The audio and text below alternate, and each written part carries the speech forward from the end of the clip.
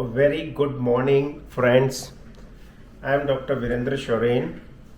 आज बात करेंगे prostate artery embolisation, benign prostatic hyperplasia BPH नामक एक बीमारी है. हर आदमी नहीं जानता BPH क्या है. जिसे हुई है ये बीमारी उसे पता है BPH क्या है. मेडिकल में हर बीमारी के शॉर्ट फॉर्म्स बने हुए ताकि उसका इजीली उच्चारण हो जाए, जो भोग रहा है उसे भी और डॉक्टर्स को भी बार बार बेनाइन प्रोस्टेटिक हाइपरप्लेजिया नहीं बोला जाता. तो BPH मतलब मेल आदमियों की बीमारी है. गदूद यानी प्रोस्टेट उम्र के साथ धीरे धीरे बढ़ता है और इसका इक्वेशन बड़ा ही सिंपल है. 50 साल की उम्र में 50% लोगों को ये बीमारी हो जाती है, 60 की एज में 60%, 70 की एज में 70, ऐसे धीरे धीरे ये बढ़ता है. तो BPH जिसको है उसे उसकी तकलीफ पता है, वो भोग रहा है. तो ये वीडियो उनके लिए है जिनको BPH है या उन परिवार के लिए है जिनके घर में कोई मेल सदस्य BPH की बीमारी से गुजर रहा है. तो BPH क्या है? इट इज हाइपरट्रॉफी, मतलब गदूद का बड़ा होना. बड़ा होने से जो पेशाब की नली है उस पर दबाव पड़ता है और इसके अलग अलग सिम्टम्स होते हैं. सिम्टम्स मतलब कैसे ये प्रेजेंट करता है, कैसे तकलीफ होती है. तकलीफ को ब्रॉड कैटेगरी में दो इसमें डिवाइड किया हुआ है. एक, बढ़ने के कारण पेशाब की नली पे दबाव पड़ता है तो वो सिकुड़ जाती है, तो रुकावट के सिम्टम्स, सो ऑब्स्ट्रक्टिव सिम्टम्स. दूसरा होता है इरिटेटिव सिम्टम्स. वो बढ़ता है, पेशाब रुका नहीं है लेकिन वो गदूद बढ़ने से पेशाब की नली पे इरिटेशन शुरू हो जाती है. और भी मैकेनिज्म है इसके पीछे. तो बार बार पेशेंट को ये लगता है कि मुझे यूरिन आ रहा है, बर्निंग सेंसेशन होता है, रात में 4-5 बार उसे उठ के यूरिन जाना होता है, उसकी नींद खराब हो जाती है. कई बार वो भीड़ भाड़ में और काफ़ी अगर बाथरूम आसपास नहीं मिले तो वो रोकने में मुश्किल होती है. और जिनको ऑब्स्ट्रक्टिव सिम्टम्स होते हैं, रुकावट होती है ये प्रोस्टेट के बढ़ने से, उनको पेशाब की धार में कमी आ जाती है, पेशाब करने में दिक्कत आती है, इनिशियल जो पेशाब करने में समय लगना चाहिए वो बढ़ जाता है. तो ये सब दिक्कतें आती हैं. एक वैस्कुलर स्पेशलिस्ट होने के नाते हम ये बात क्यों कर रहे हैं? बात इसलिए कर रहे हैं क्योंकि इसका लास्ट 10 साल में ट्रीटमेंट का पैटर्न चेंज हुआ है. तो एक लॉजिकल सोचिए कि एक पेशाब की नली है, पाइप है, उसको बाहर से कोई दबा रहा है तो नली पतली हो गई है. तो नली को अगर हमें चौड़ा करना है तो इसकी सफाई करनी होगी प्रोस्टेट की, ताकि वो नीचे छोटा हो जाए और नली बड़ी हो जाए.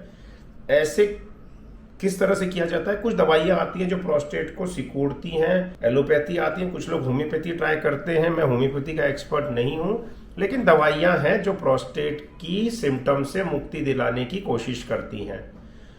अगर दवाइयां काम नहीं करती या दवाइयों के अपने साइड इफेक्ट्स होते हैं, अगर उनके इफेक्ट्स होते हैं तो कुछ साइड इफेक्ट्स होते हैं और कोई कोई पेशेंट्स टॉलरेट नहीं कर पाते साइड इफेक्ट्स. तो अगर साइड इफेक्ट्स होते हैं, टॉलरेट नहीं कर पाते या दवाइयां काम नहीं करती, तो ये पेशेंट्स जो हैं BPH के, इनके पास एक ही ऑप्शन होता था कि सर्जरी के ले जाए. सर्जरी यूरोलॉजिस्ट करते हैं, अलग अलग टाइप की सर्जरी है, लेकिन गोल्ड स्टैंडर्ड जिसको कहते हैं कि सबसे कॉमनली की जाती है वो है TURP, transurethral resection of prostate. नाम में ही सब कुछ है.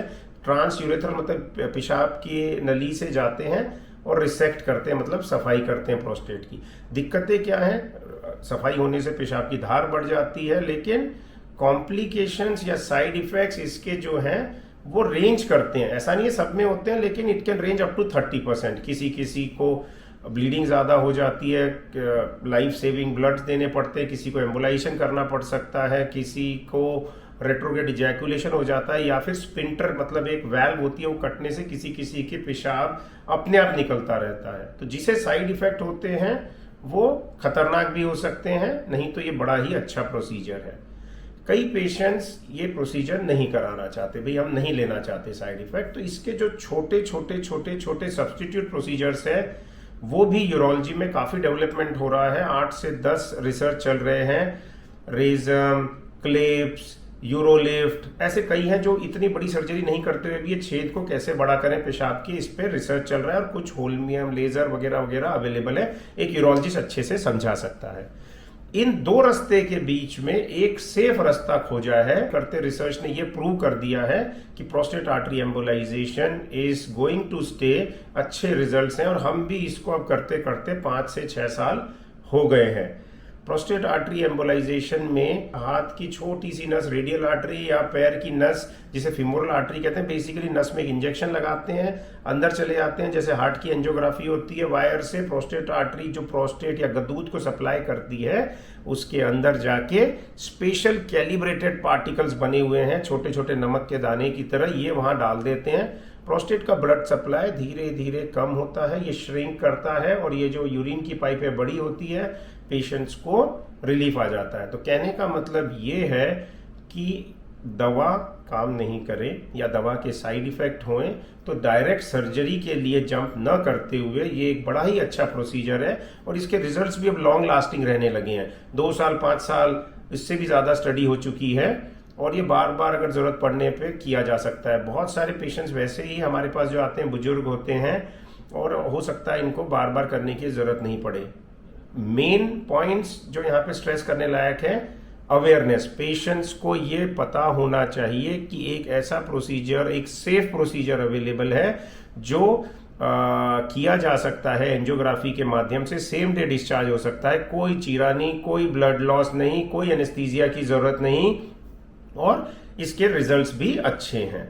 तो अगर आपको कोई भी डाउट है बीपीएच, गदूद, प्रोस्टेट हाइपरप्लेसिया, प्रोस्टेट हाइपरट्रॉफी या घर पे कोई सफ़र कर रहा है या फिर कोई मोहल्ले में आज पड़ोसी, तो उन तक ये ज़रूर पहुंचाएं कि एक ऐसा प्रोसीजर है जिसे PAE या प्रोस्टेट आर्टरी एम्बोलाइजेशन कहा जाता है, जो बड़ा ही सेफ प्रोसीजर है एंड रिजल्ट्स आर गुड। आप हमारी वेबसाइट vasculardoctorindia.com पे जा सकते हैं या हमें व्हाट्सएप कर सकते हैं नीचे दिए हुए नंबर पे। मैं फिर कहूँगा कॉल नहीं करिए प्लीज़, अपना मैसेज डाल दें और हम ज़रूर रिप्लाई करेंगे।